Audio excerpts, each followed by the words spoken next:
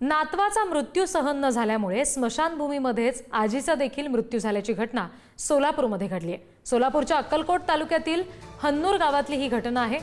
कारच्या धडकेमध्ये नातवाचा अपघाती मृत्यू झाला आणि हा मृत्यू आपल्या नातवाचा सहन न झाल्यानं आजीला हृदयविकाराचा झटका आला। आणखी तपशील आपण घेणार आहोत। प्रतिनिधी अनिकेत गायकवाड आपल्याशी जोडले गेलेले आहेत, त्यांच्याकडून। अनिकेत,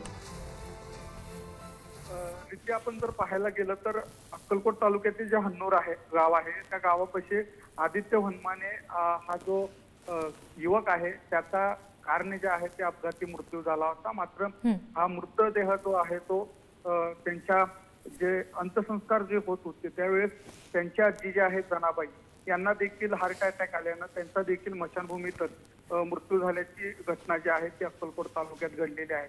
तर एकाच कुटुंबातील म्हणजेच वनमाने कुटुंबावर जो आहे तो आता काळाचा जो आहे तो झाला। एकंदरीत 2 मृत्यू जे आहेत ते झाल्याचे चित्र दिसते।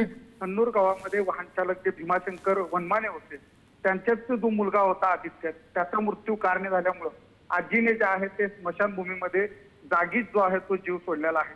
खर तर नातवाचा मृत्यू जो आहे तो आजीला सहन न झाल्यामुळे हा जीव आजीनं सोडलेला आहे आणि अत्यंत संपूर्ण परिसरामध्ये जे आहे ते आता शोककळा पसरल्याचं चित्र दिसतंय। आजी आणि नातवावर धन्यवाद अनिकेत सगळ्या माहितीसाठी।